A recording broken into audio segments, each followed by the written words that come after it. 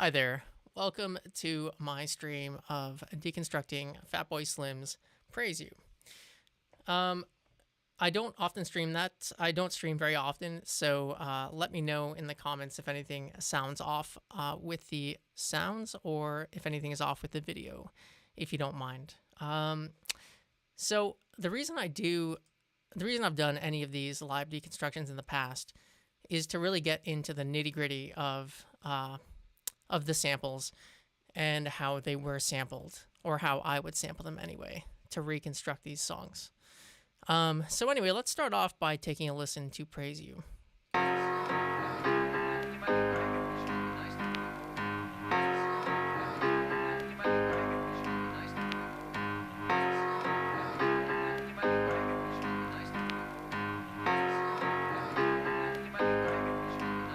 We've come a long, long way together, through the hard times and the good.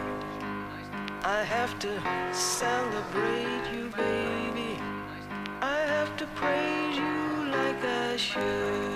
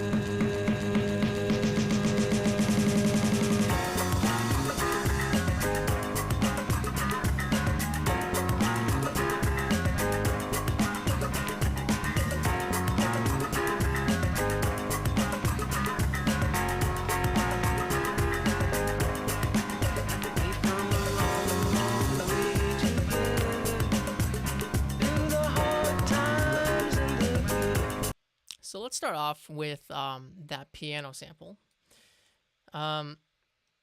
So it comes from a very obscure record that's called Hoyt Axton and James B. Lansing Sound Incorporated. And it's from the 1973 album Balance and Rehearsal. Michael, I hear you saying something out there, but I don't pick you up at all. I'd just like to run it a few more times. Yeah, okay. Michael wants to rehearse it a couple more times, so why don't you guys just do that?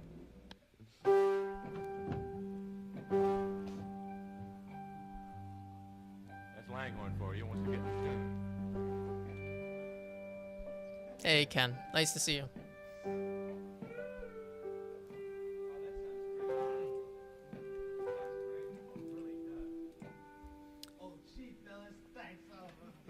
So my understanding is that this track Ready?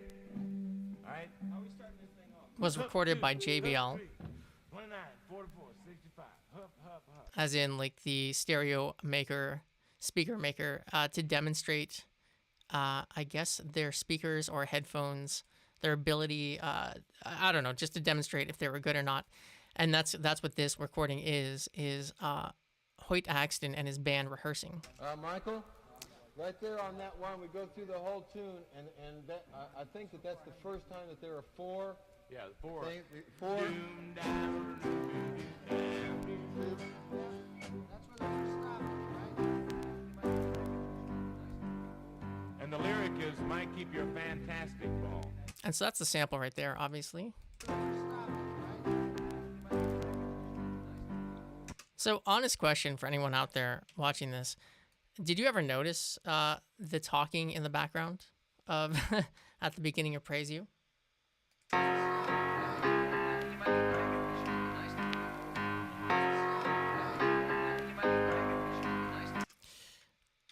Because I feel like I noticed it, but I always thought it was actually an artifact from the video.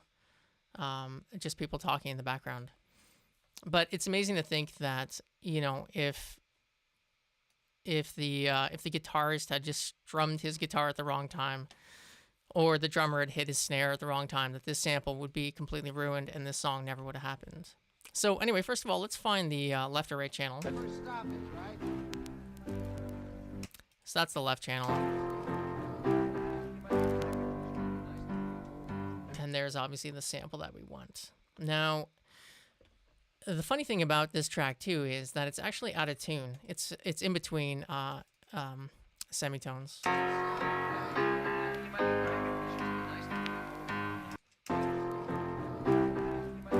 So let's bring this up, well, by one semitone, see how it sounds.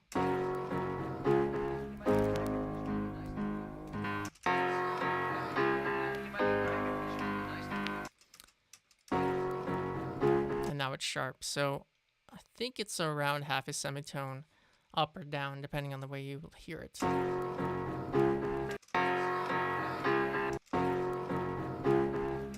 Okay, so that sounds good. I mean, so the rip of this track that I have, I was able to find 2 examples of this song online, because this record is so obscure, and neither of them are very good. And unfortunately, this happens sometimes, and it's too bad when it's the main sample in a track. But it is what it is. So what we're gonna do is do our best to EQ our way out of this problem by bumping up. I mean, he would have done some EQing on this regardless, because anytime you have a piano as the main basis for your track, you have to EQ. You have to be pretty diligent with the EQs, because the piano has all the frequency range. It has everything from the bass to the highs and the mids. And so if you're going to have other instrumentation going on, you've got to EQ a lot of that out. And so he did do that here.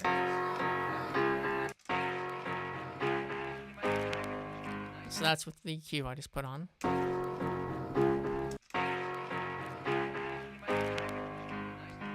And we're just going to leave it at that for now.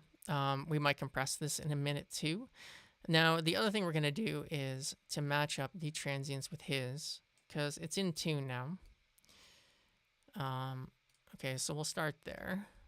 And then at the end of the bar, the producer or whoever is talking on the microphone to the band says something into the microphone. And so what Fatboy Slim did to get around that, because he didn't want that in there, is he took the last little piece of this piano note, and then he copied it and reversed it. And I'm pretty sure that he crossfaded into this as well. So let's take a listen to the loop as it stands right now.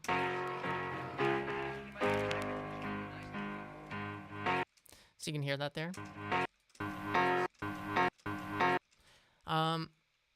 Anyway, yeah, you know, Fatboy Slim, like, I gained a lot more respect. Like, I always liked his music and whatever, but after doing this deconstruction, I gained so much more respect for his ability to, not just only to mash samples together in such a coherent and an excellent way, but also,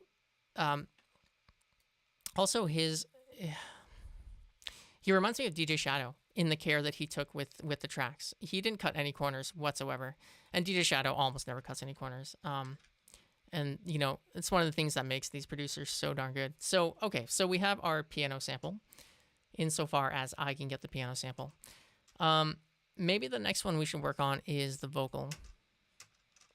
Long way to get. We've come a long, long way together, through the hard times and the good. I have to celebrate you, baby. I have to praise you like I should. So again, with my comparisons to DJ Shadow, because everything runs back to Shadow for me. Like Blood on the Motorway, I had no idea that these vocals were sampled, and it's amazing to me that you can make such a coherent pop song with vocals that weren't written to be a pop song, but because Camille Yarborough here, her track "Take Your Praise" from her 1975 album "The Iron Pot Cooker," because it's sung with so much emotion and it's so real, Fatboy Slim or Norman Cook was able to make a proper pop song out of this. It's just incredible. So let's try to get this in here. We've come a long, long. Now, one thing about this sample is that it's not pitch shifted. We've come a long, long way together. I'm just going to quick EQ this to make it sound a little bit closer to his. We've come a long, long. Take a little bit of the mid bass out. We've come a long, long way. Okay, so it's not pitch shifted, but it's stretched. We've come a long, long way together. And so there are actually a few different ways that he could have done this. And unfortunately, I'm not that familiar with the samplers from the 90s. When I grew up, I'm about 40 years old. So when I started making music in the late 90s, computers were catching up to samplers at that time. And I didn't have money to buy a sampler. And so I just went the computer route. And, the first software I used, I think, was Acid. Anyway, so my point is that I don't know exactly what he would have done on the SP950, I think, that he was using.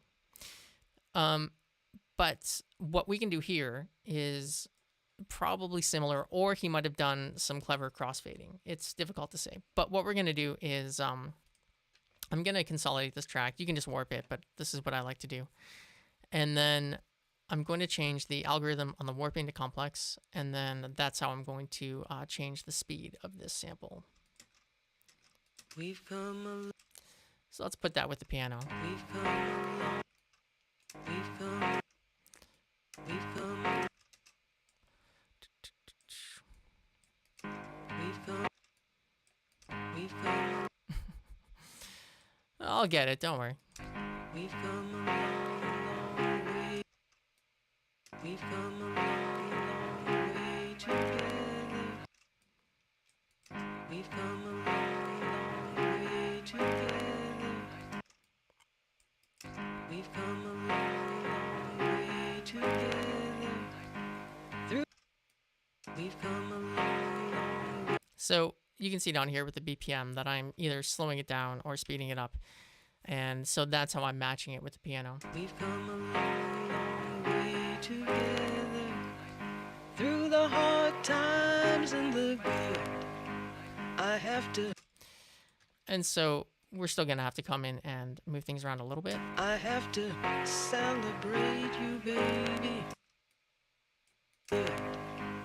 I have to celebrate you, baby.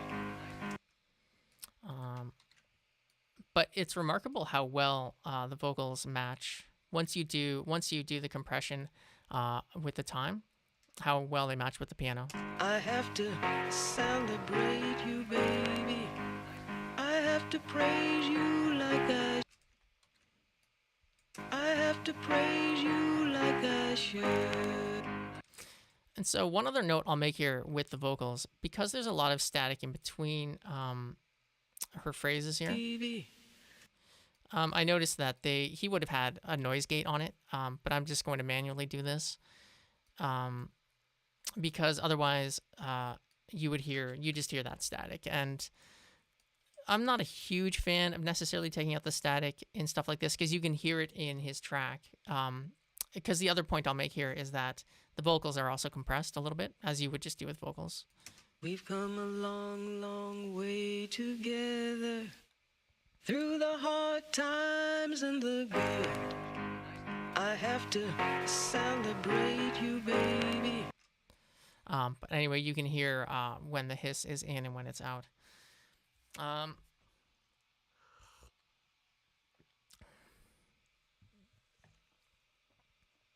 Oh yeah. So that's kind of what I thought, Ken. I wasn't totally sure, but that's kind of what I figured. So, like honestly, the dedication to get something like that right, and something occurred to me too when I was making when I was doing these deconstructions, is a detail that you might not necessarily think of, because I totally forgot about this. Like with Ableton Live, you can move things around so easily. Like you can when arranging a song, you can take an entire section of the track and cut and paste it into a different section, in 2 or 3 seconds. But back in the day, like even with Acid, even on other DAWs on the computer, it didn't work that easily. Like you would, in order to rearrange a track, it would take hours, sometimes even days, to like get everything back together. And the automation, because the automation wouldn't follow the tracks that you just moved, and it was just an absolute shit show.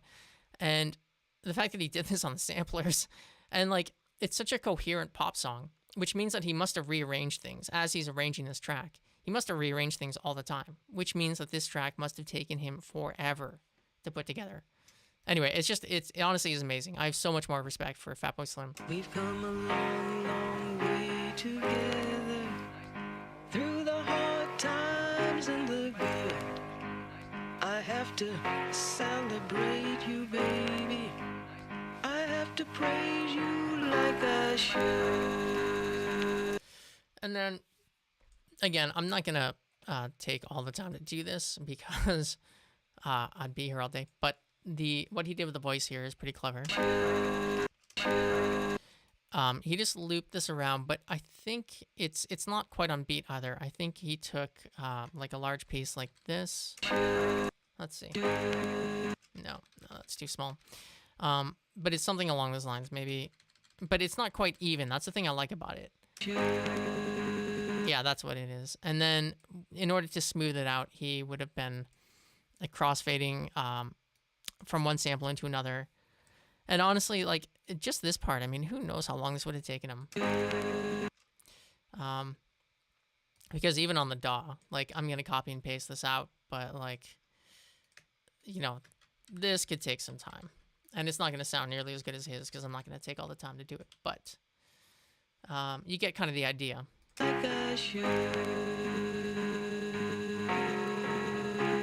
Okay, so let's talk about the next sample that comes in.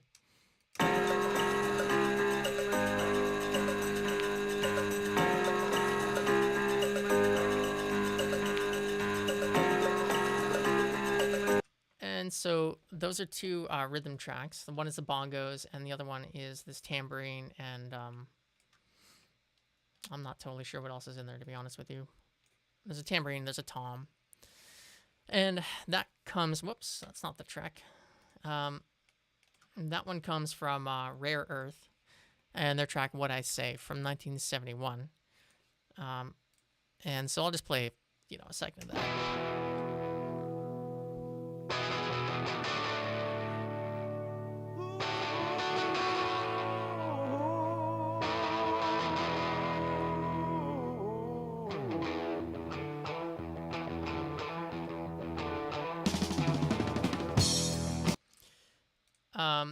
I'm not a huge fan of like 70s rock, like that kind of 70s rock personally, but they have some great, there's often some great grooves that happen, and at the end of this track, like out of nowhere.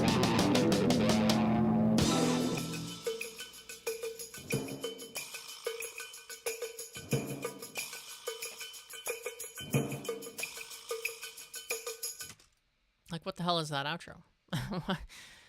I mean, obviously that's it's an epic song. It's like 8 minutes long, and they can do whatever they want. But that outro is wicked. Like they hit a really nice groove, but it's nowhere else in that track. Okay, so it's the second bar. Do you know what it kind of does? Revolve around the cowbell. You're not totally wrong. And even this this tom that gets hit here has a sonic rule with the percussion. Almost sounds like a timpani. But okay, let's pop that in here.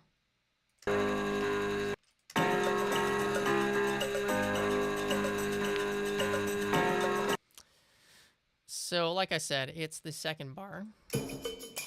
But I think it's here's the left channel. And the right channel. I'm not 100% on this, but I think it's the right channel that was taken. And I'm just going to pump up a little bit of that cowbell.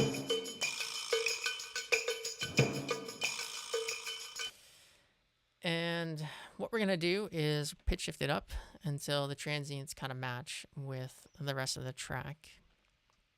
And this is what he would have done on his record player. And you know what? This is actually a good demonstration too of some of the extra work that he put into his tracks to make, like, essentially to make variations in the song. Because when you're working with loops and you're working with samples, it can become kind of lazy. Like you have your loop and you have your sample, and then Shadow does this all the time too. So instead of just using this,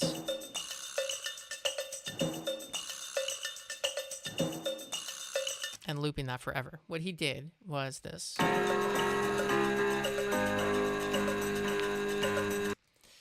And so he just looped this last bar twice. Is it that one? Let's see. Oh, man. No, it's these. It's the second half of the bar. But either way, it's these sort of little variations. He does this throughout Praise You.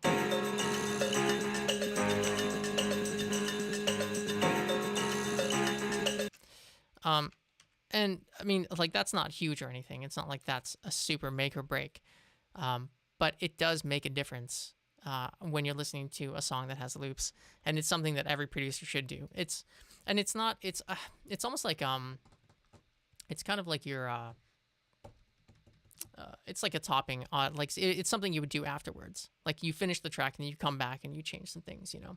Also, that's panned into the right channel. Yeah, that's panned into the right. Just a little bit, maybe 30%, 40%. And then the bongos come in.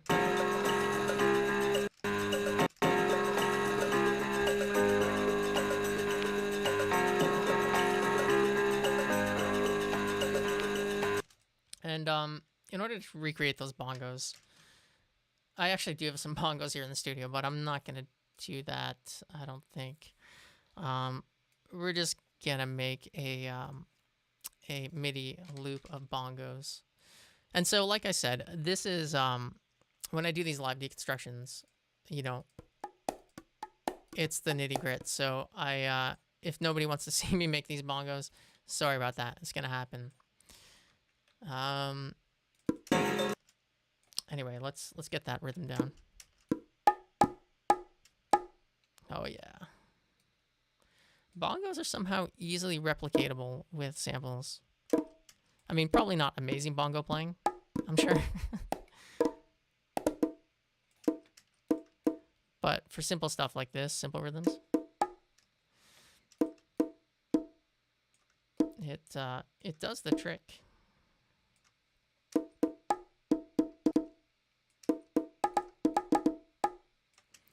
Okay, let's check that out. We'll put it in the left channel.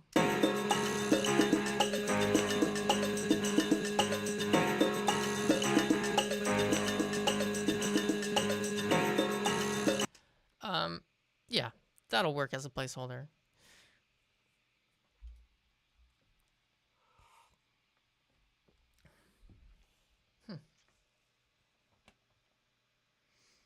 Yeah, a lot of, and I'm sure that these bongos are a sample too. Most of the things that Norman Cook did here were samples. And oftentimes micro samples too. Like these bongos, who knows where the hell they came from? Like there are bongos also in this rarer sample. Sorry, not in that sample. In one of the guitar samples coming up, there are also bongos. And so I actually initially thought, well, maybe they come from there, but they don't. So it would have been somewhere else. Anyway, so let's actually move on now to, because we have this build up, very Fatboy Slim build up.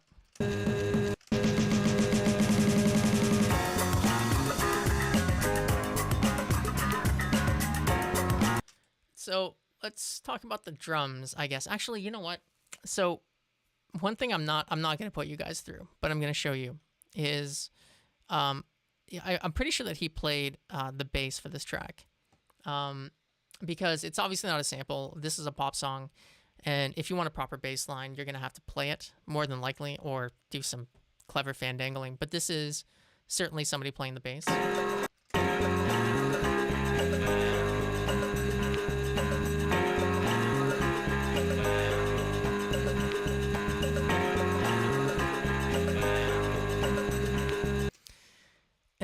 course, as I'm sure you all know, Norman Cook was the bassist for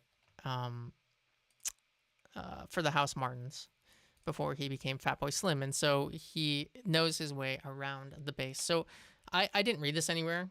I wasn't able to find the information anywhere, but I'm pretty sure that that he would have played the bass, because why not? And it's a very competent bass line too. It's something you don't even really notice in Praise You, like I never did. But it changes, you know, it's a 4-bar loop, and it changes every bar as well. So let's check this out.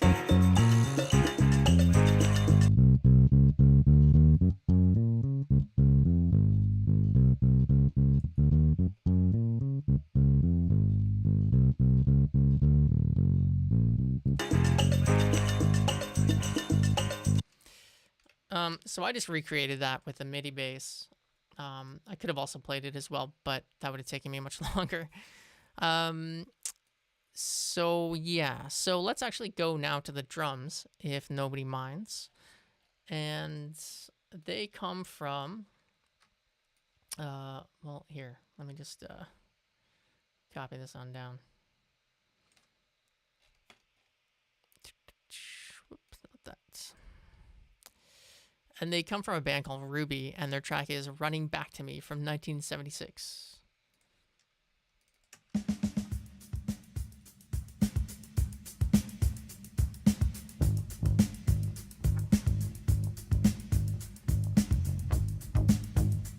Thanks.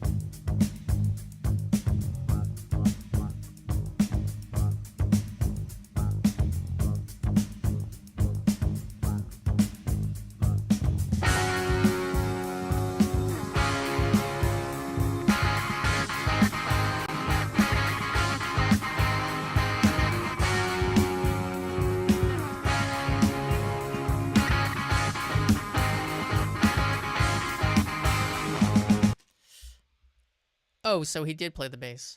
Okay, that makes sense. I didn't see that anywhere, but I just kind of assumed it.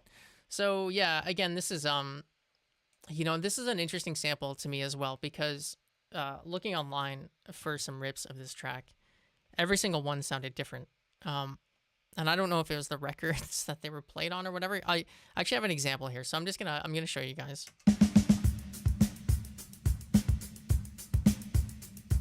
So this is the last one I found, and thank God I found it, because the other one I was working with sounded like this. Hold on, let me actually take off the EQ and the compressor I had.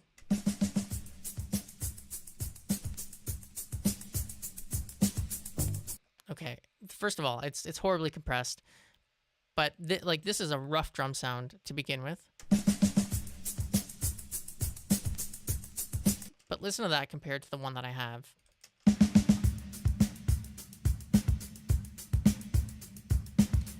Like I don't know, and this wasn't the only one either. I had a few different rips, and each one was individual and horrible, all in their own different ways.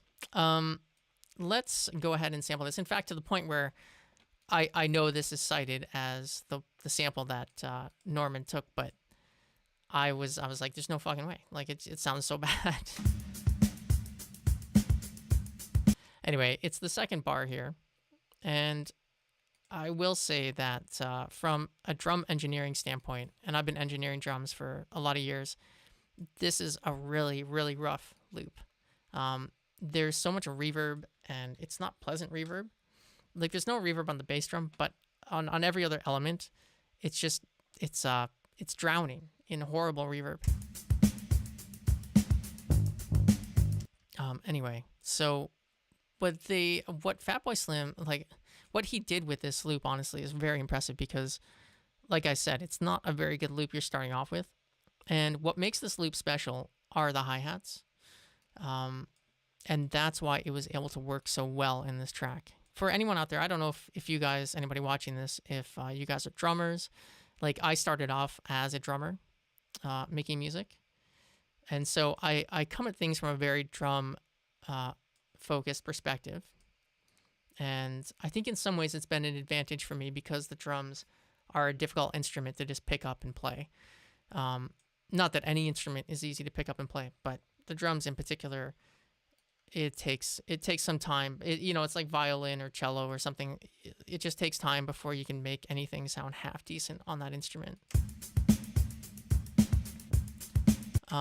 So like I said, I come at music from a very drum heavy perspective, and yeah, these drums, you know what it was, I think, is that these drums were made on a budget. Like not everyone had tens of thousands of dollars to record their album. And these guys certainly didn't.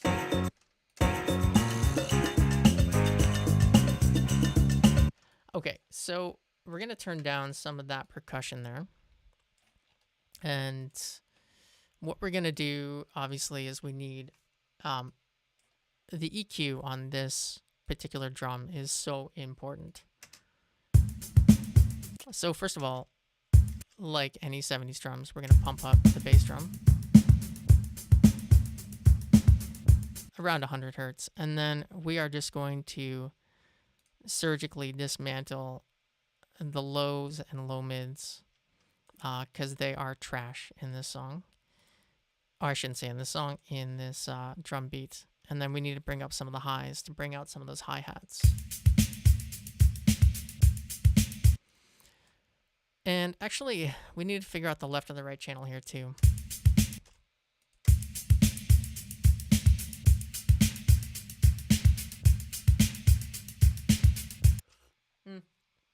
So that's the right, and here's the left. I know the left is uglier, but I think it's actually the one that he took.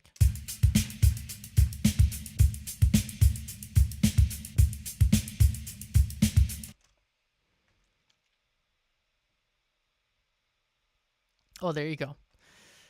Brazilian percussion. That's awesome, man. How long you been playing for? Yeah, I love all sorts of percussion. I'm not even that good of a drummer, frankly. But I can record drums well. I'm not necessarily like, I'm not a drum soloing kind of drummer.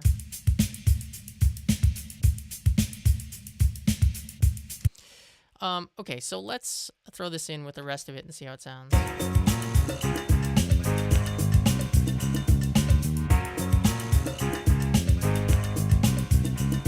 And let's compare that to his.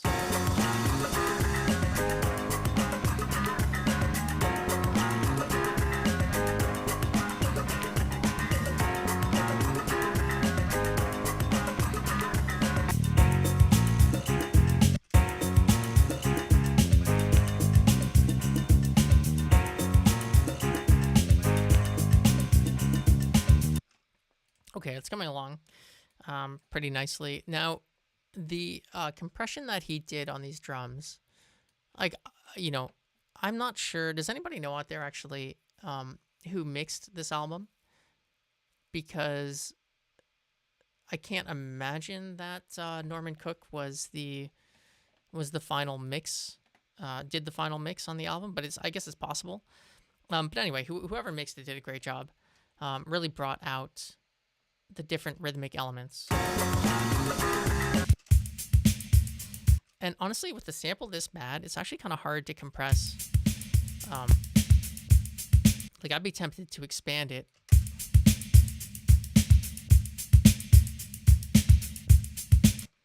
And then add another compressor afterwards.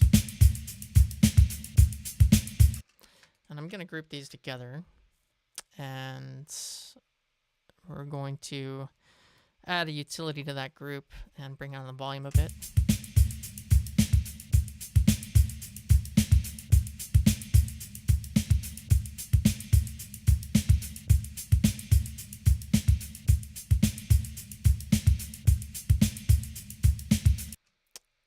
Yeah, let's change.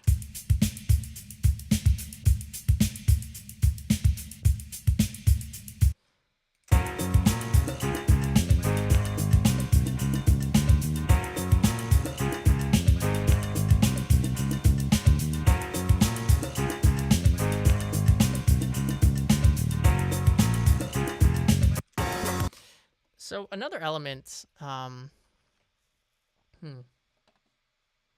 Gotcha. Okay, that's cool. Well, Simon Thornton mixed it. Okay. Yeah, I figured that it wasn't him. And you know what? I totally agree that that there's something added to the snare because well, and if you look at the EQ as well. Now, again, I don't know, he would have had access to the record, and so his rip would have been much better than mine. But if you see what we take out of the of the drums here, the snare generally sits, it's a bit higher. Like we're pumping it up here at 7, but the snare should be in this area down here as well, between like 500 to 1,000 hertz. You should have the bottom end of the snare, and we're taking all of that out because it sounds like this otherwise. But I totally agree with you, Gotti, that I think that there's something else happening with that snare here. You know what? Actually, that sounds like a DMX snare. Now that I'm like from a DMX drum kit, I might, if nobody cares, I might just throw in a DMX kit and see, and just put that over top, see if it fits. I'll admit that I made my normal video yesterday and I didn't add this, so well, I guess if it is the DMX kit, then it is what it is. In fact, let's group these together.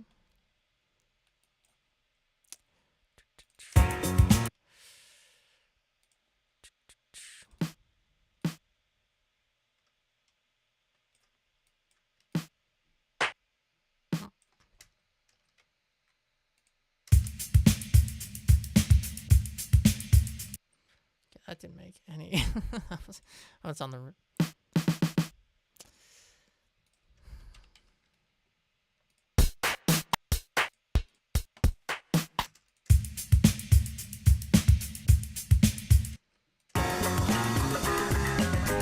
Nah, it's not the DMX snare.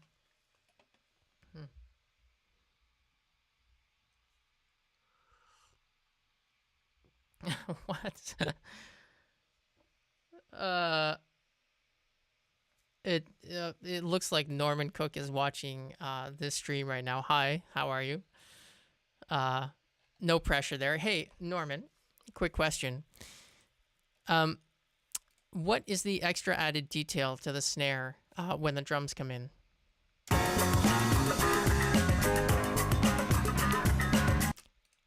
Because there's. Oh, is it just a gate? No, I was just talking about that, how bad the reverb is on these drums. But that's awesome. Oh man.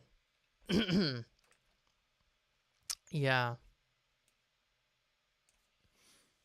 That's hilarious.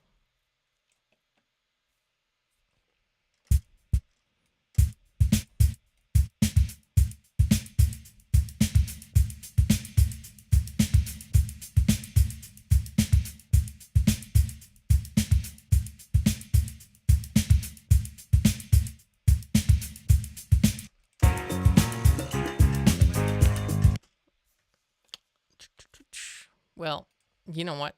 So did you separate the highs from the lows then? Yeah, I think, yeah. I bet you doubled up the snare for sure.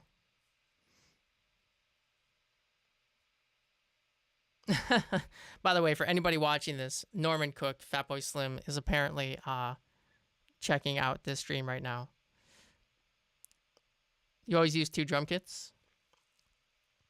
Do you remember, like, what was your favorite snare to overdub with? Like, I was just postulating there that it was the DMX snare, but it isn't. Although that is one of my favorite snares. Or did you just have a custom snare that you just recorded? Do you remember, Norman, which snares you would have used?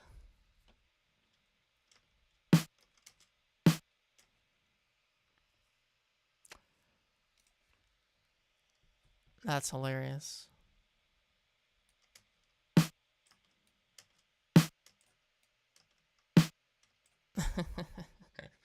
Anyway, that's like, honestly, it's almost a nightmare. It's so cool that you're here, but it's almost a nightmare to just be doing a stream. Oh man, that's hilarious. Impeach the president snare. Huh.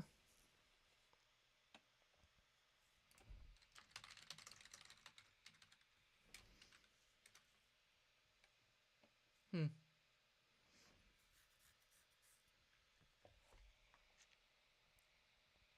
That's cool. Let's check that out.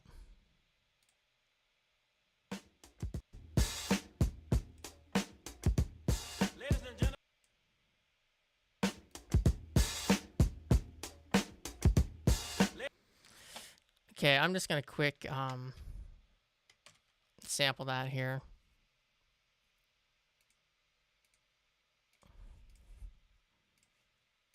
And then layer it over top.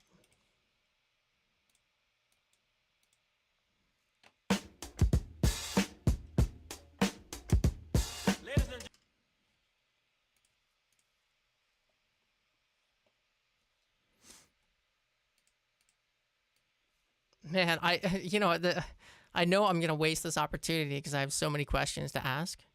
So anybody out there as well, you're welcome to ask Norman some questions.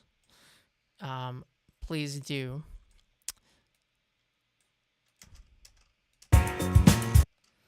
All right, let's just sub in this snare and see how it sounds.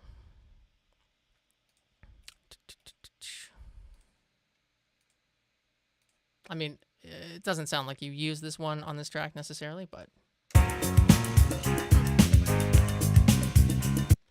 think it does give it a bit more kick. Yeah, there's definitely a little bit more kick with that. Okay, so we'll just go ahead and use this and go from there.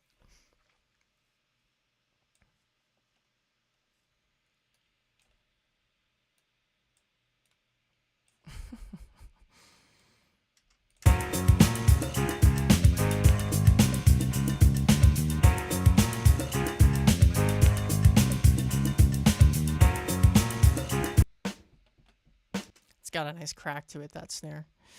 Let's bring out that snare a little bit. That crack.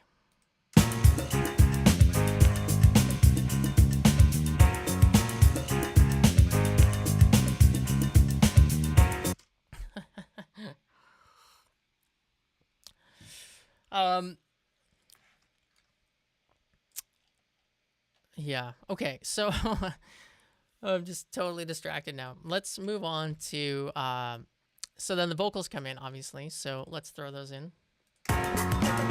Oh, actually, no. What am I talking about? The disco guitar from Walt Disney, which I hope Norman doesn't mind me talking about that. Yo, Norman, did you... Oh, maybe I shouldn't even be asking this question. Never mind. But this disco guitar may or may not have come from Walt Disney Records studio group, and it's called A Small World, and it's Mickey Mouse Disco. This must have been made for children because it is a literal torture session. The intro is fantastic, but the rest of the song is torture.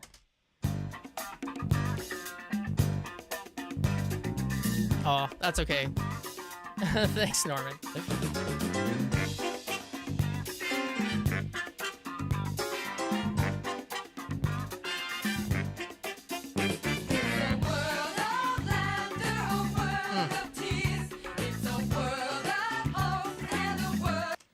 I'm honestly not going to go any further with that one. That intro is so great with the guitar, though. You got your wah guitar. Wah wah. Are these samples cleared? Someone wants to know if the samples are cleared.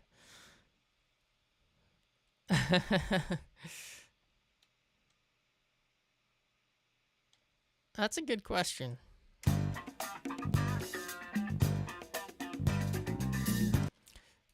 So, let me just say, Norman, too, that one of the things I really respect about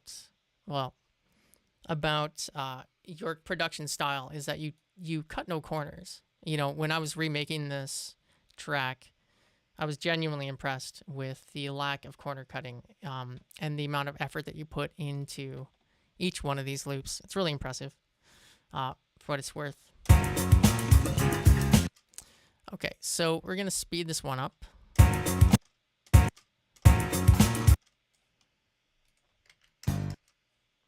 Oh, actually, you know what? We need to take away the bass as well, because that's going to conflict with the bass line that we have. And we don't need it. And let's find the right channel.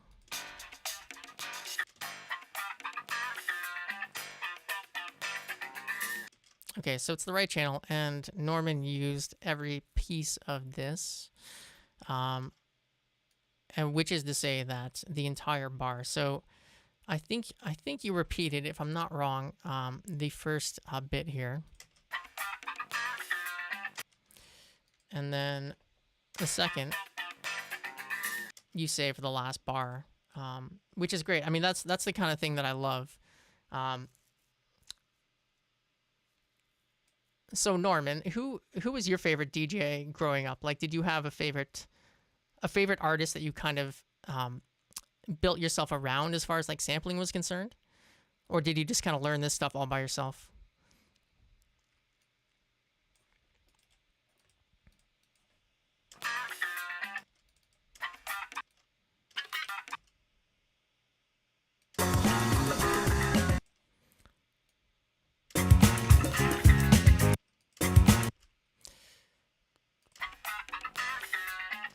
So what I'm going to do here, again, is I'm going to consolidate this track. And it's kind of cheating a little bit, but I'm going to stretch it in a non-destructive way so that it will fit. Yeah, obviously, Grandmaster Flash. That makes sense. Are you a fan of, say, like DJ Shadow, that kind of thing? Like, did you listen to his records around the time that you were making this stuff?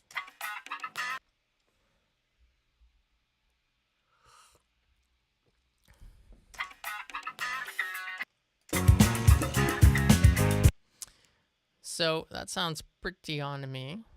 Not perfect, but pretty good. And then, so that's repeated a few times here, obviously.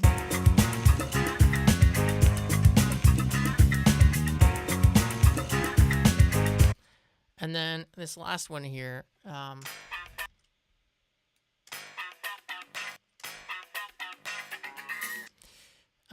he has the last bar.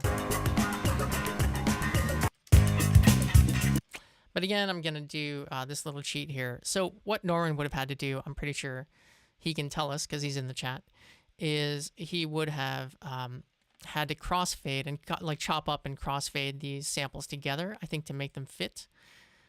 Is that what you would have done? We're using the SP 950 to make this album.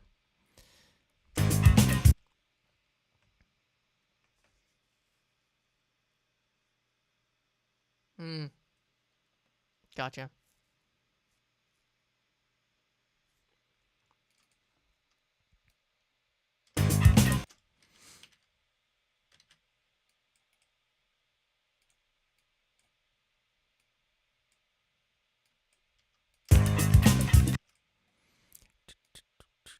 So we're going to slow this sample down a little bit.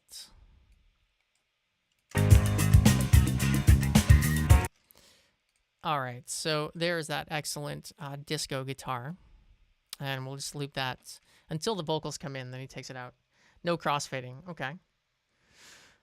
So in this case here, like what I just did is I basically, I warped this track so that I could stretch it out without affecting, obviously I sped it up, but as I'm sure, Norman, you know, when you speed up this clip here, it doesn't fit with the rest of the track naturally. So one way I could do that is to cut up the transients and make them fit. But what I did here is Oh, okay. So the time stretch. Yeah. Interesting. Okay. Yeah, because I can. Oh, actually, you know what? I've got a question for you. Because when I did this, it occurred to me that your arrangement skills are extremely, extremely good, as I'm sure you know. But working with the sampler like that, how were you able to arrange this track? Like, say you wanted to make a change. Let's say this chorus went, 2 bars too long or something, or you wanted a different build up here, at this part or something, or you wanted that build up to be a little bit longer. Like nowadays, it's super easy, obviously on the modern DAWs. But back in the day, I know from making music in the late '90s that it was always super complicated to move things around, even on early DAWs. But you were working with the sampler, right? So like how difficult was it to like did you have to go back and re-record everything like onto the DAT tapes to change the like if you wanted to make a change to a track with the arrangement? Like I'm genuinely curious about how you arrange these tracks because it must have taken you forever.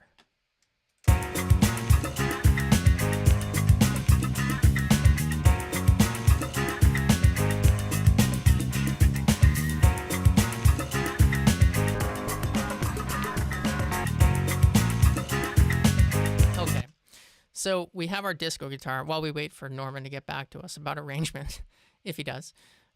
We have our disco guitar, and then, of course, Camille Yarborough comes back in.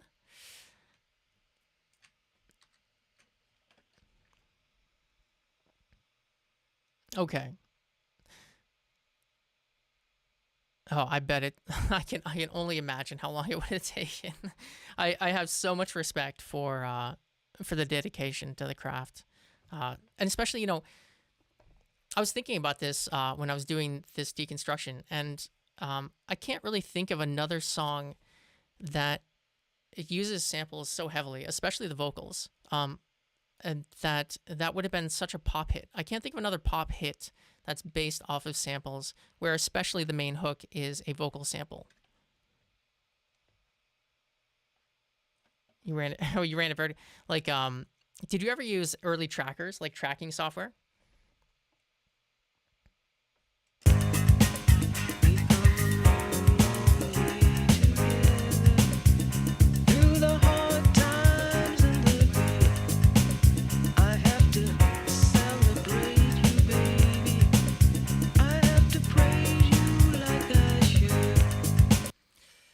Okay, and then here at the end,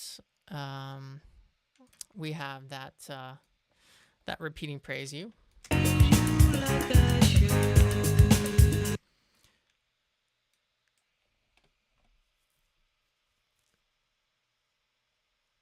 Yeah, that makes sense.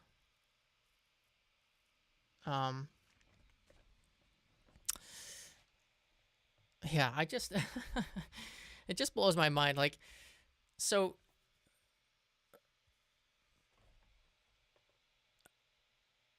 yeah, to this day, have you only ever used C Lab and Creator, or C Lab Creator and the 950, or have you modernized? Like, have you learned to use like Ableton Live, like I'm using here? I have to praise you like I should. All right. So while he's answering that, I'm going to continue.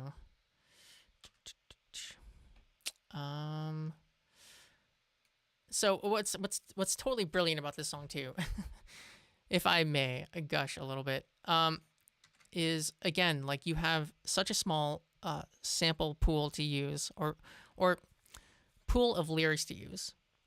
Oh, you use Ableton now. I mean, everybody does, but I'm glad you moved on. When I started making music, I was using Acid, but who was the originators of Acid? Because Sony bought Acid, but I can't. Oh, Sonic Foundries. That's who it was. Anyway, and that was the only program I knew how to use. Like, I'd spent thousands of hours using it, and then when everybody switched over to Ableton, it took me forever. Like, Ableton was so much more complex than Acid ever was, but it's such a fantastic program. I'm not a huge fan of the soundboard in Ableton. I feel like it's got some digitaliness to it that I don't like that much, but it's such a great piece of software. Yeah, Sonic Foundry, yes. SoundForge, and they had Vegas too, I think. Hey, Dee Franks, how you doing? Welcome to the stream.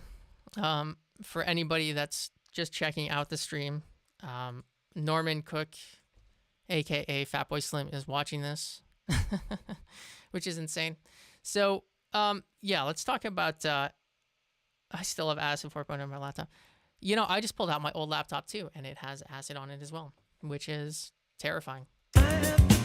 Okay, so let's do this chorus. I mean, this is the brilliance too. Oh, I have a question for you, Norman. What the hell is the symbol that you use? Your main, your Fatboy Slim signature symbol that you use in all your tracks. What the fuck is that? I looked everywhere online for it, and there's nothing. There's no information whatsoever. Like, apparently Fatboy Slim's crash is not a thing anybody else gives a shit about, but I do, and I wasn't able to find it. Yeah, that's the way to go. Okay, so I'm going to continue on with the vocals here.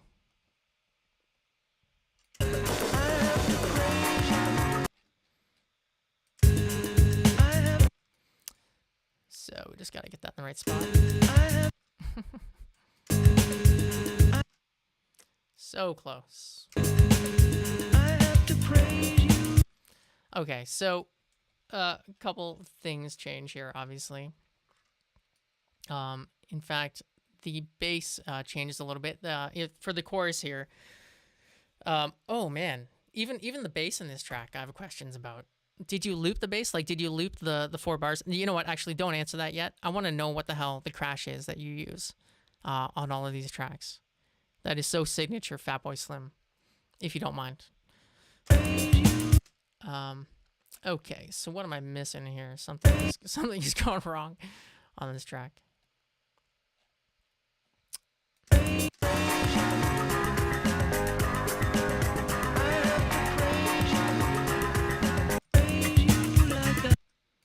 Oh, that's what it is. Oh man, this is I can't remember what symbol it was. Oh man.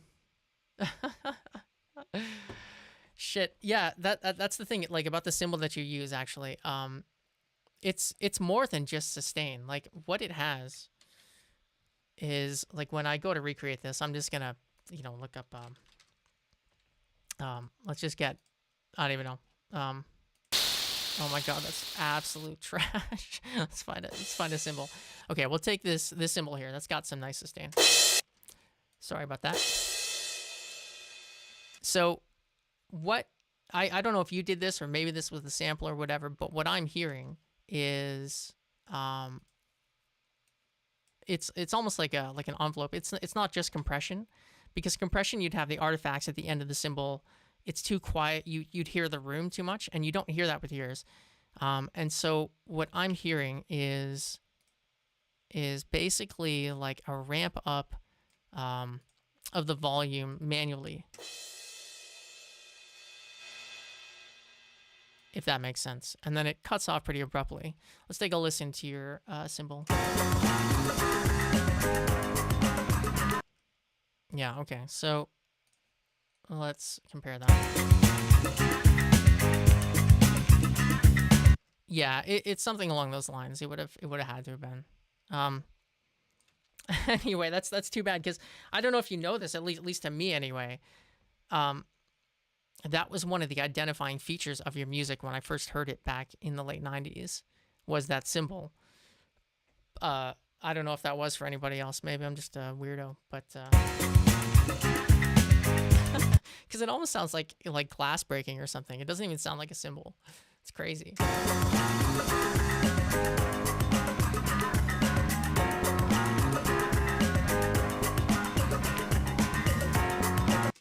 Okay, I have another question, Norman. You obviously played the bass for this track. Now, did you have the whole track worked out and flushed from start to beginning, or from start to end, and then you basically just played the bass over top of it? Or did you make some loops of your bass and add that into the track while you were making it? Because to me it sounds like loops, but you're obviously an accomplished bassist, so maybe you played it all the way through. Or maybe you don't remember because it was forever ago.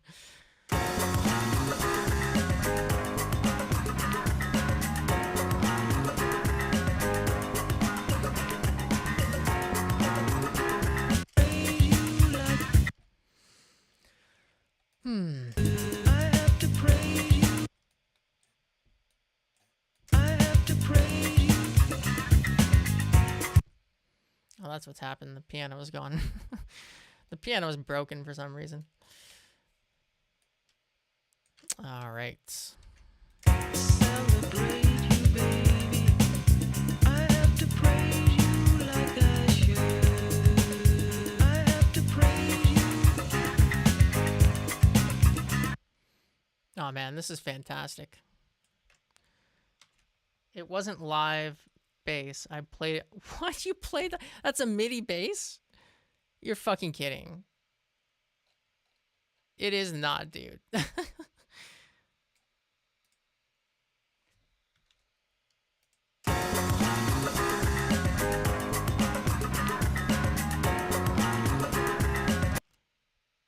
Are you sure? I mean, you made the track, but...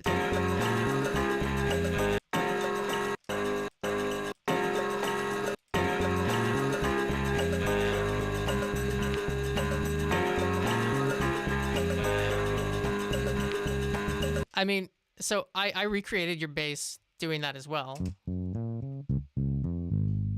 But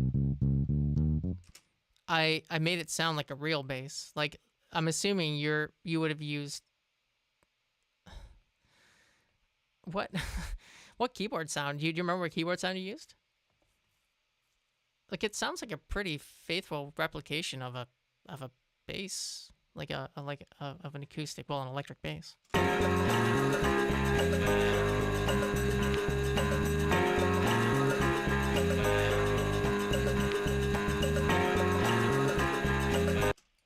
You know what, though? I will say, anytime you're recreating music like that, it always helps to know how to play the original instrument anyway.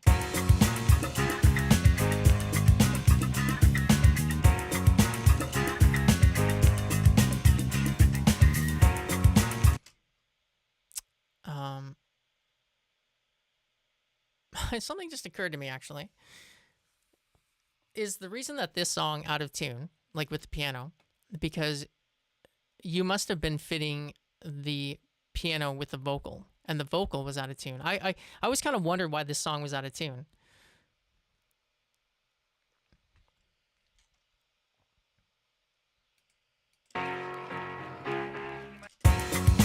But now I just realized that the vocals aren't tuned at all, so that's totally why. It's too wiry. Yeah, it is. You know what? Let's do what Norman says.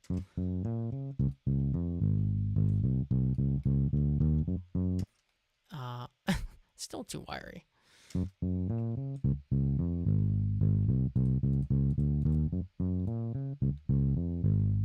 Jesus Christ.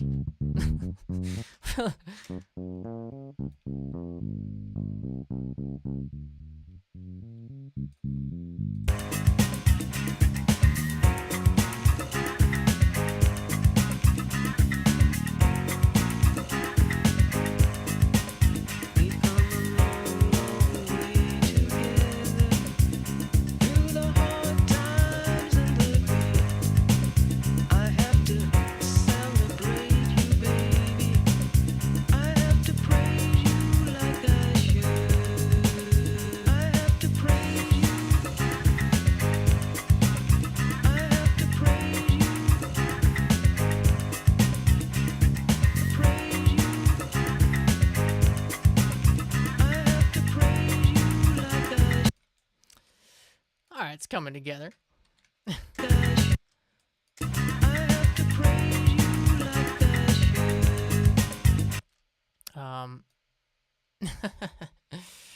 This is awesome. I'm not much of a musical historian because I've always just made music, and when certain music comes out and it tickles my ear, I'll listen to it forever. But um, you know, I wish that I had more of an encyclopedic brain for music to be able to pick your brain right now because you're here. Let's see. He said everything came from different sources, so they were all in different tunings. Yeah,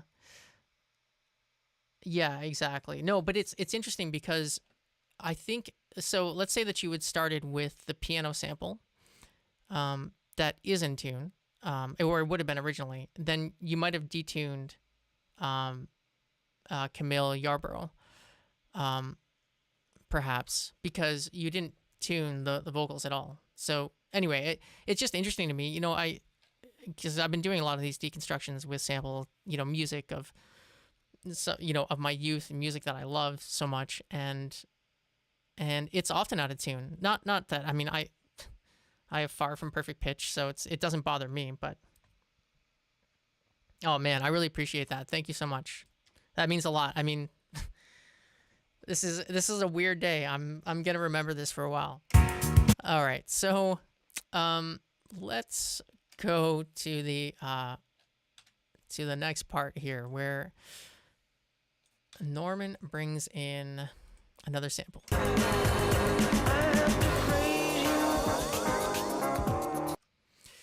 And that Rhodes keyboard comes from Steve Miller Band and their track Lucky Man. And it's pretty close to the beginning here. Whoops, that's not the beginning.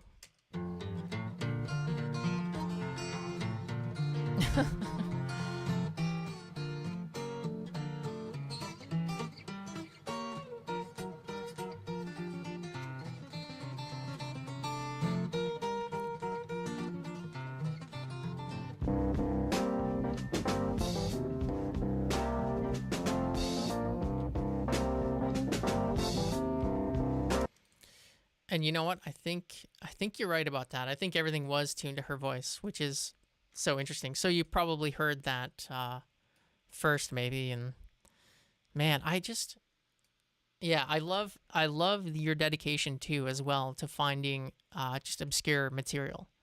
That's actually one of my favorite things. It's one of the reasons I love DJ Shadow so much too, is because he has a dedication to obscure material and to sample that, and you do as well. So kudos, man. You again, to me it's mostly about, like, making music is so much about if you love it, you'll spend hours and hours and hours doing it. And you can tell musicians that love making music and others that don't necessarily. Maybe it's more of a job, because people that love it, you're just going to do it all day long, because, or anytime you have, because that's what you love doing. And you clearly did, and it worked out for you. So, all right, so let's sample this, Rhodes.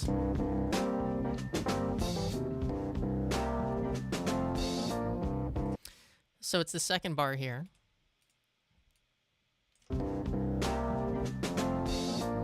Even this, hearing it before it's pitched up, it doesn't sound like something you'd be able to sample and make something out of.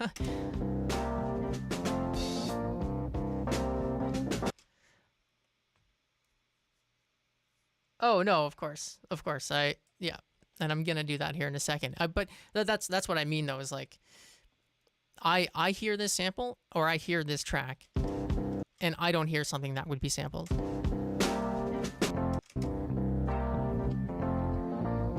Even the bar you took, the Rhodes, the first two notes aren't even on beat,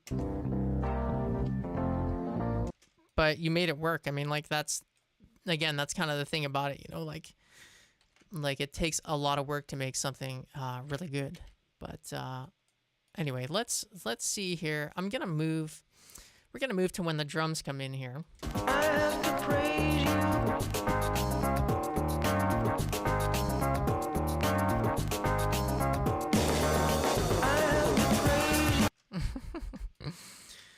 Oh man, I love your drum build-ups too. They're fantastic. And actually, if I can note, I like the work you did with the cymbals coming into like over top of the drum fills. Like it just works. It works so damn well. I love it. Okay, sorry. Let's chop this shit. I'm a little overwhelmed here. Let's see. So we're gonna put the drums.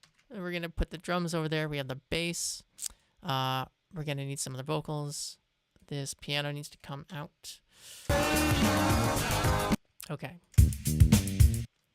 Let's get this sample. This unlikely Steve Miller Band sample.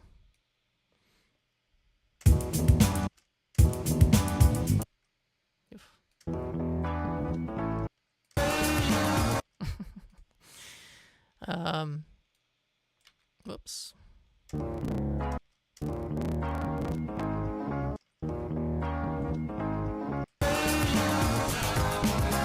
Because everything is out of tune in this track, I can't just like go up semitones or whatever. This has to be done by ear.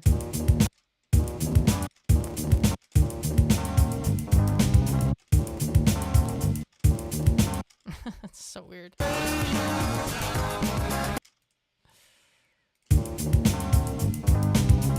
Okay, so what I'm going to do here is a luxury again that Norman Cook wouldn't have had, but I'm going to non-destructively warp this.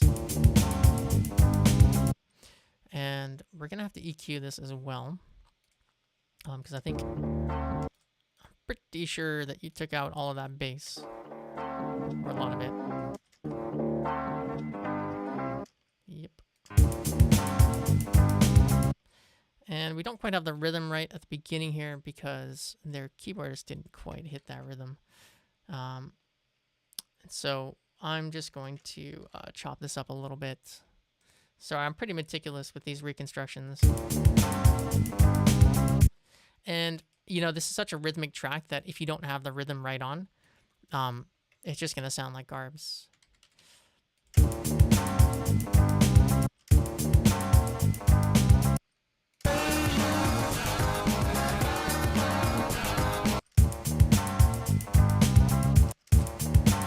No, the rhythm's not quite right.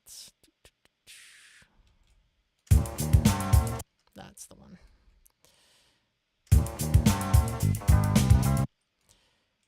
All right, we'll crossfade that. So, yeah, if anybody has any questions for Fatboy Slim, he's hanging out with us right now, which is amazing. Okay, so that actually sounds a little out of tune, doesn't it?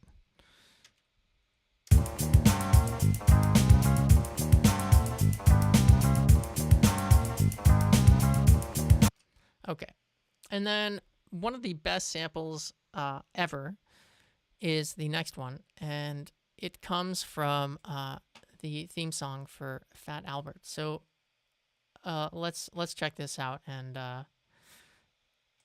throw this in there. It's, you know, again, if I can just say, the fact that this song was built with samples is ridiculous because it sounds like it was made to be a pop song, but they're just random samples mashed together.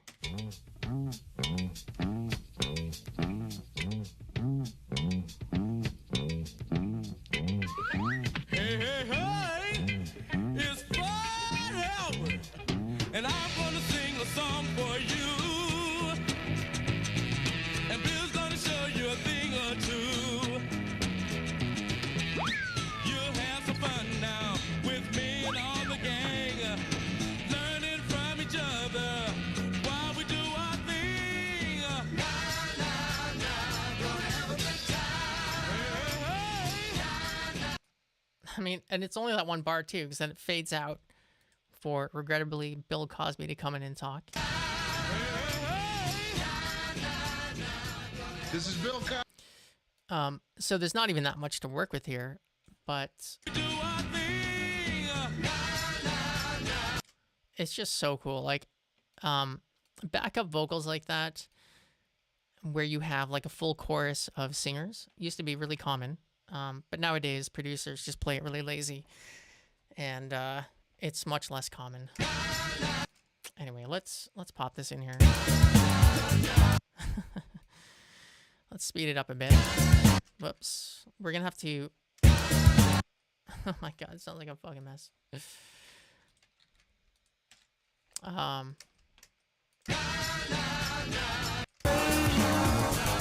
Okay, so it's down by a semitone or thereabouts. But again, and this is, you know, I'd love to know the trickery. I would love to have seen your process, how you did this, Norman, because this isn't in tune. Like, you know, normally when I do these deconstructions, as I pitch things up and down, they'll come into tune with the rest of the track because that's what the producer did. But in your case, that doesn't happen, which means that you were moving things around.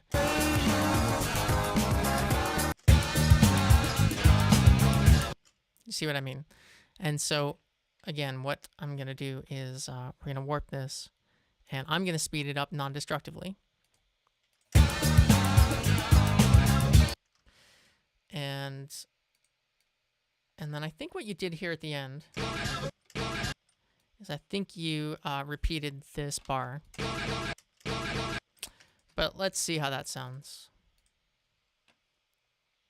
Yeah, you know what? They were magic, the Akai samplers, but man, they were cumbersome to use, there's no doubt, compared to modern.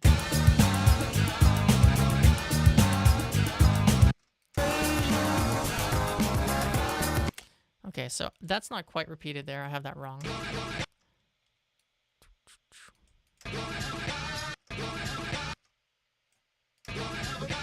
I guess, you know what? I think it's just straight up like that.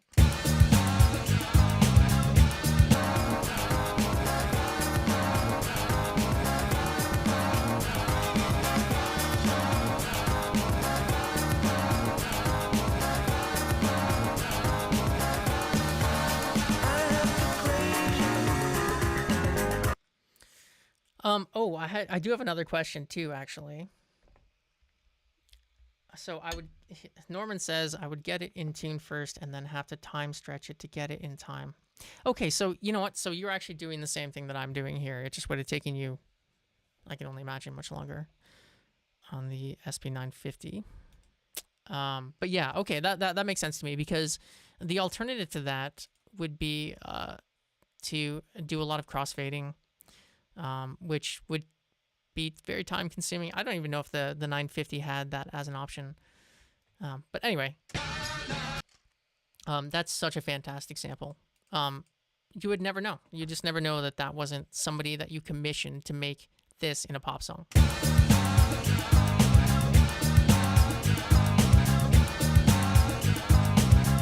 And then another thing that I think that whoever mixed your track anyway would have done, because it sounds to me like there's a wider stereo field on those vocals, which there should be. And so what I'm going to do is we're going to do that as well, but just with some delay here. I'm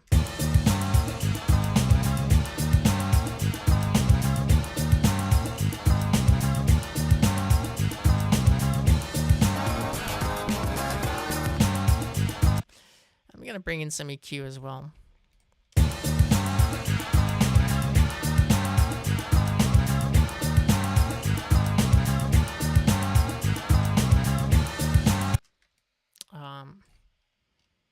Yeah, that's fantastic.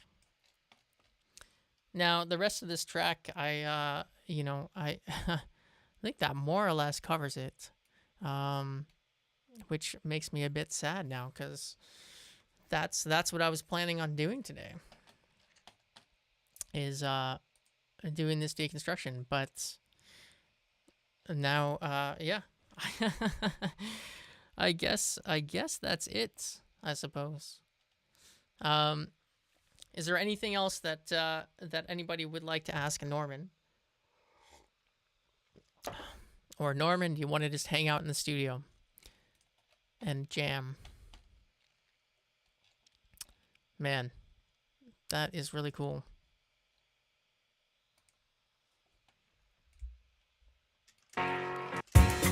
Oh, actually, I should say too that the piano, not that anyone cares, but the piano is also he would have made it mono, but then whoever mixed it, I shouldn't say whoever, because he did answer that question.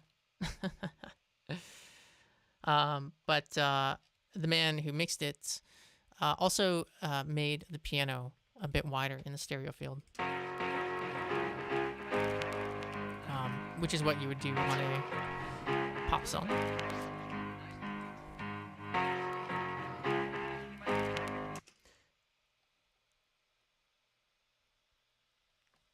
.303. Ooh, do tell. Do tell. What have I forgotten? That's terrifying.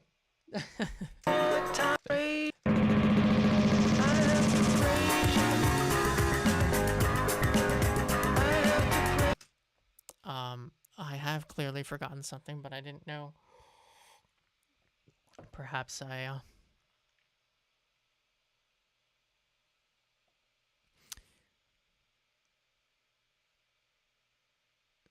do you want to elaborate? Oh, let's see. Every sample. Yeah. Oh, there you go. You would fake the stereo. Yeah, just like I'm doing here. So faking stereo is a very common thing to do, just like this.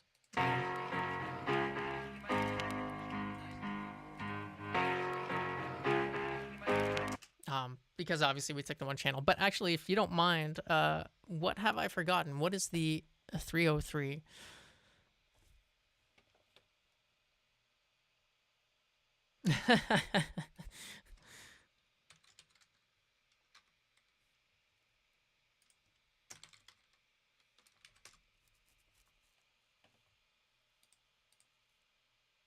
Like, are we talking about the drum machine?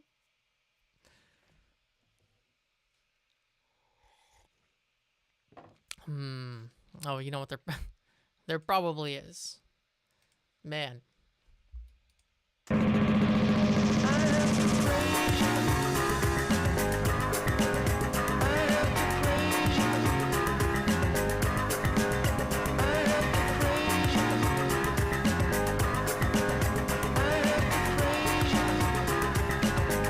Oh. Are you talking about the keyboard? Because you're right. I did not replicate that. And it wasn't necessarily an oversight, but I generally do sample reconstructions. But this sound here at the end.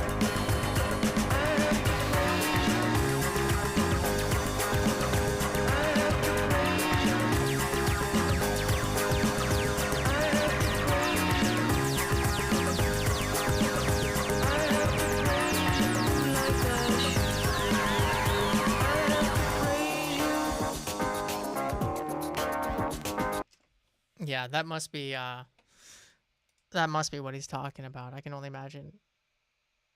Yeah. No, that's fantastic. I don't I did not come prepared to recreate that, and I'm not going to put everybody through the time it would take me to do that.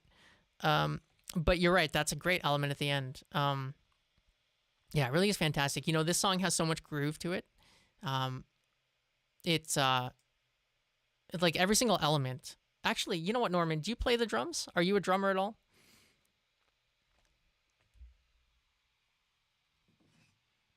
If I may pour myself some more tea.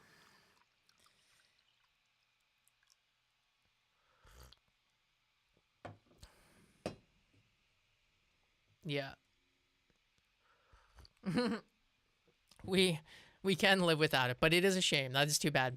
You know, it's funny because, like, you know, doing these kind of deconstructions, like I'm not a professional mixer, but I love what you guys were able to do back in the late 90s. It's just honestly amazing. It's amazing to me that you were able to create this track with samples.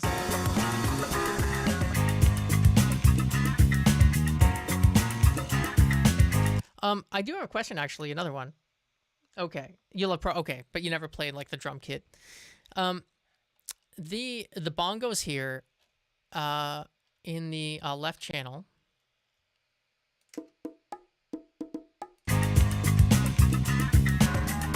Were those sampled, or did you play those? I mean, I'm sure you didn't. Well, maybe you did play them. Like were they MIDI bongos, like I have here?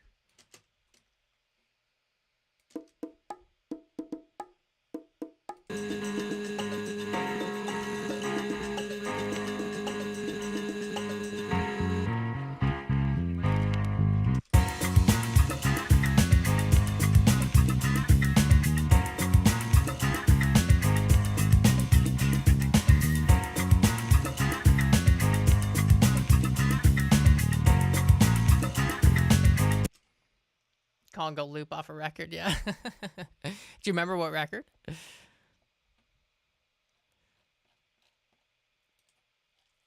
I love the layering of the extra percussion in this track. It really makes the track. Like, actually, if I can just demonstrate to everybody how much of a big difference this makes. So, you know, if anybody's looking to produce some music, I'm gonna take out the bongos and the rare earth drum loop here. That one. I'm taking those out of the mix so you can hear the difference.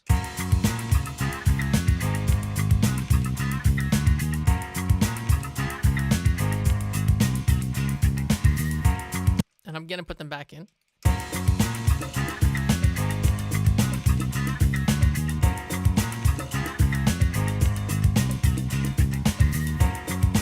The difference to my ear is it goes from like a good groove to one that actually physically gets me moving in my chair in the studio. And that's such a big difference, you know? And yeah, well, there you go. So, I mean, I could be wrong. I haven't seen anyone pipe up about this yet, but this must be one of the only examples of like a proper pop song that hit like, you know, you had like a top 10, top 5 maybe hit here in some countries by using samples. I can't remember samples. Actually, I do. So I did a deconstruction of Rockefeller Skank, and there were, oh man, there was one vocal sample in there that drove me fucking crazy, man. I'm sure you know which one it is. In fact, maybe I should pull up that deconstruction and we can talk about it. But you know, if you don't mind, actually, maybe I will. Like, why not? Unless if you've, you know, need to go. Are you in the UK right now? So it must be nighttime for you, I'm assuming. Let's see here.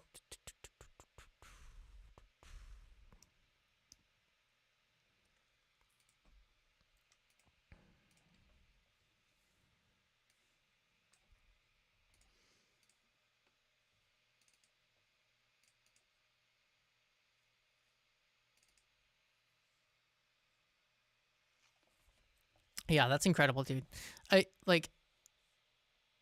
You're in very rare company with that. In fact, I can't think of another producer where that would be the case, especially too because oh, that's wicked, dude.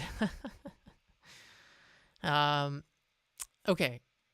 So here's Rockefeller Skank, and I couldn't nearly get this one as faithfully, well, to some degree as I did with Praise You, because they were missing samples, and it tore me apart because I like to have my deconstructions be as complete as possible. And so the funk soul brother right about now. The funk soul brother right about now. This voice here that you come back to a couple times.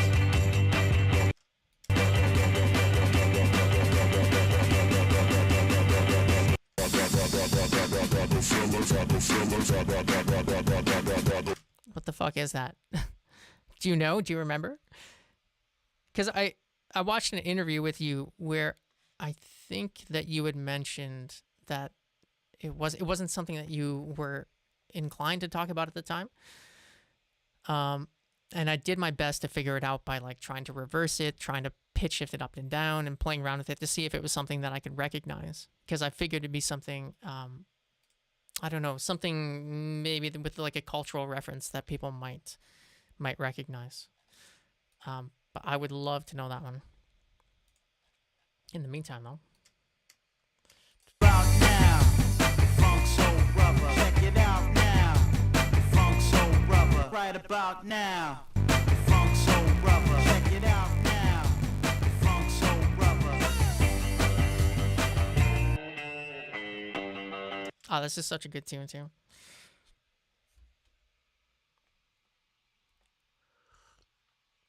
So I'm just gonna sip some tea while I wait to hear back. Too hot, too hot. No worries, man. No worries. I get it. That's awesome. Yeah.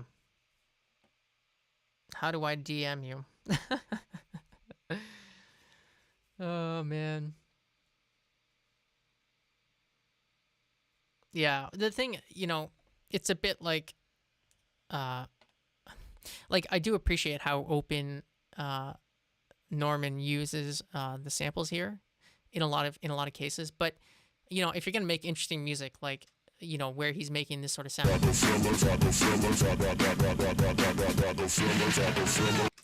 like the alterations you're going to have to make to a sample are going to be so destructive that you can't really tell what they are. And you do that all the time, obviously. Oh, and I appreciate that. Thank you so much. Yeah, no, it's such a good tune. Okay, so where would be best to DM you, on Twitter or Instagram, or can I do that? I don't think I can do that on YouTube.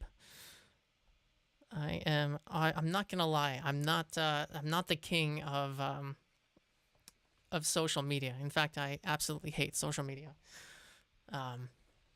But I would love to know what that. I would love to hear from you what that sample is, and I wouldn't tell anybody. There were some other ones in this track too, and I can't remember now. I'm trying to think. There were a couple other situations. When you did the slowdown here at the end. Funk Soul Brother. Right about now. Oops. Funk Soul Brother. Where the fuck is the slowdown? Oh, there it is. Funk Soul Brother. Right about now. Funk Soul Brother. Check it out now. Funk Soul Brother. Right about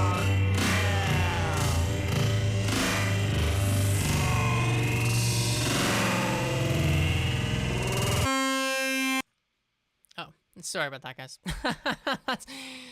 I fucked that up. But yeah, at the end there. So you're you obviously, was that something you were able to do on the 950? Like with the time shifting, was that just the time shifting on the 950? And also, did you record this stuff then onto DAT tapes? And then that's how you would have the separate tracks then for the mixer to...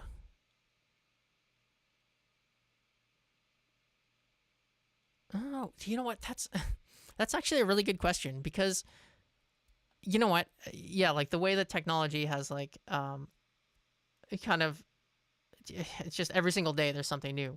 But you're absolutely right that you could take out layers. I'm assuming that's what you're talking about here. Like Ripe Deep Audio, is that where you can take like the different pieces, where it just uses like an algorithm and it takes out like the drums or the bass or the whatever from a track?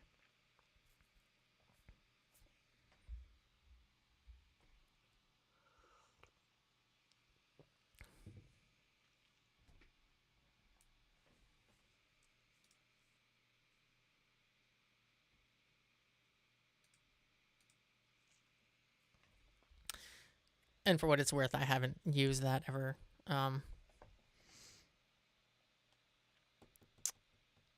Like, I like to have the source material, if you know what I mean.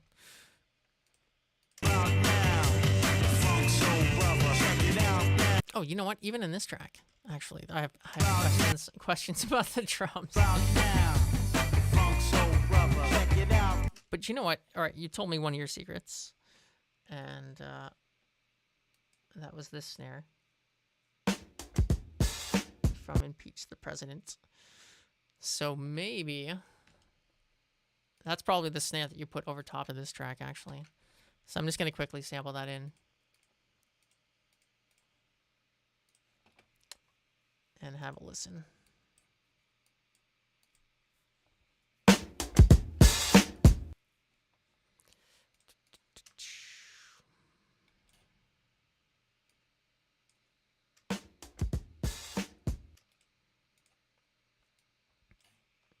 Um,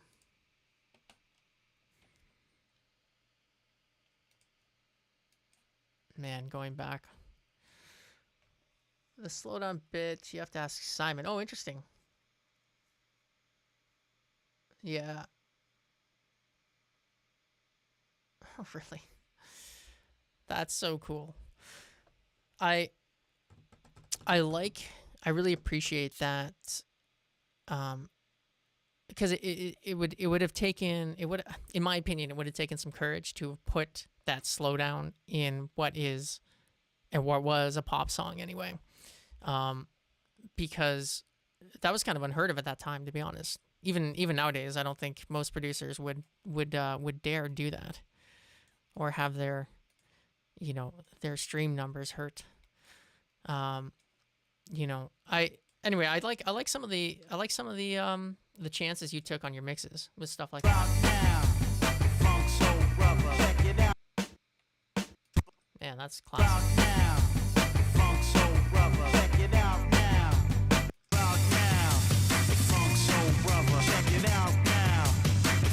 You know what? I think you might have used "Impeach the President" snare on this track.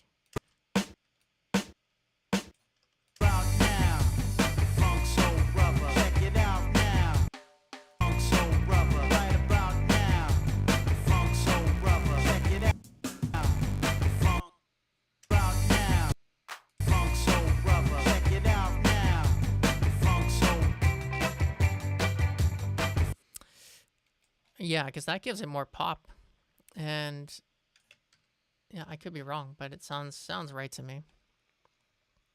Not much went to tape. It went live straight out of the Atari. No way. What?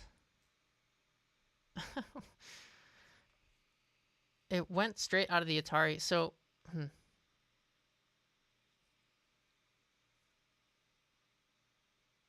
oh man, that's exactly right. Like I can only imagine how much you would have had to fight to get that slowdown in the radio, in the edit. Like absolutely unheard of. And I will say, as an impressionable kid in '98 when I heard that, I was like, I was blown away. I'd never heard anything like that before, and it's so worth it. I mean, that's what music should be. Music needs to be when you hear something that you've simply never heard before. Not just that, but something that blows your mind. And to me, that slowdown was that. I mean, like, good for you. Good for you for fighting for that.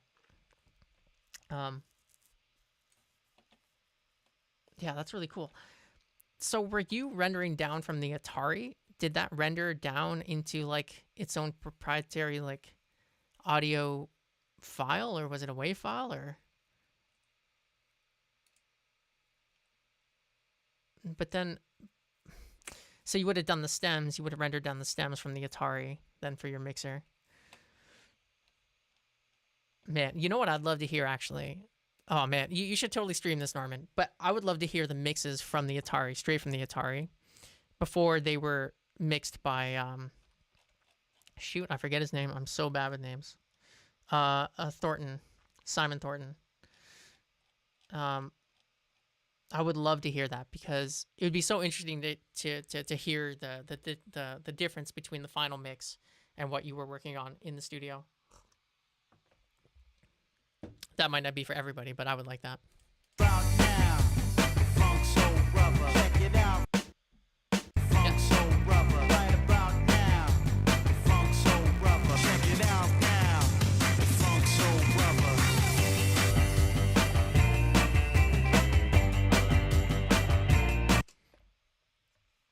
Separate outs from the... Oh, okay. Oh, man. Gotcha. It's such an insane setup, Yeah, okay. Yeah. Yeah, that is wild.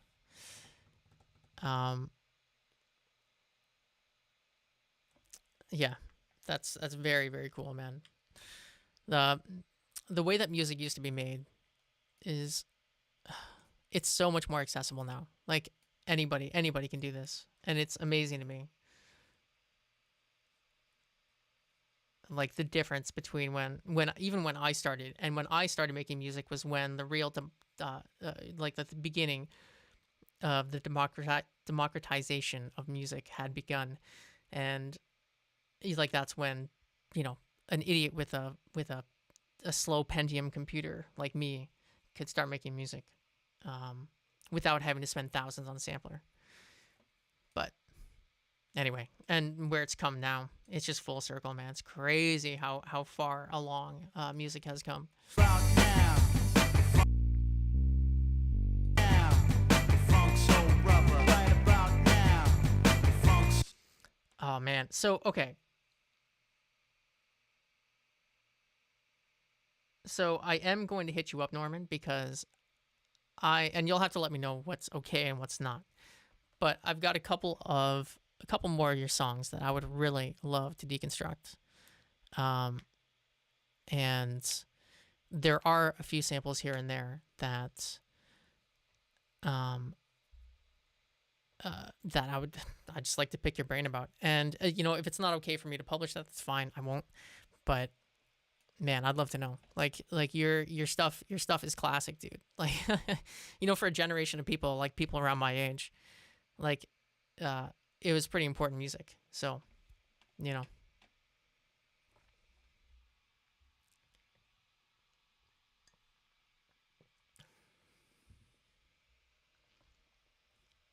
Oh, dude. Well, don't you think, though, to some degree, that the more that you limit yourself in the studio, sometimes the more you can get out of it to some degree? So, like, obviously, the Beatles on the 4-track, it's remarkable that they could make anything, like anything sound the way that it did. They did such a fantastic job. I mean, honestly, any records from that era, when you listen to it, and if it still sounds coherent today.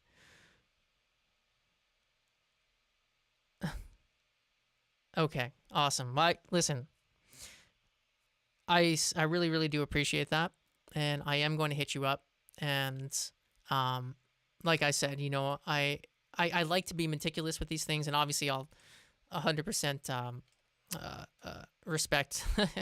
I understand the other side of sampling when it comes to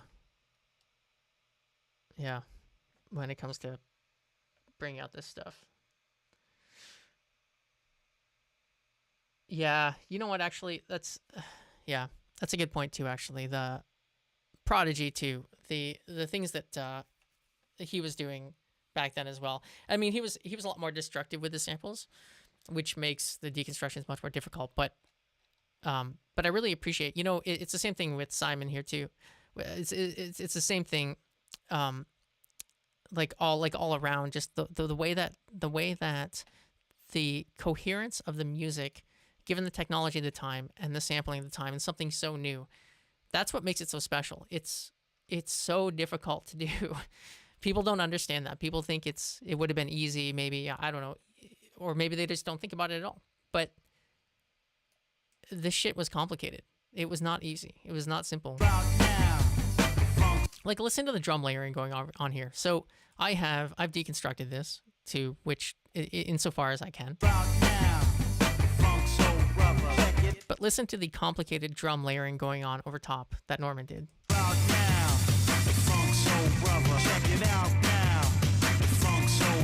Okay, listen, thank you so much for joining. I will be in touch. And yeah, I'm done waffling on here.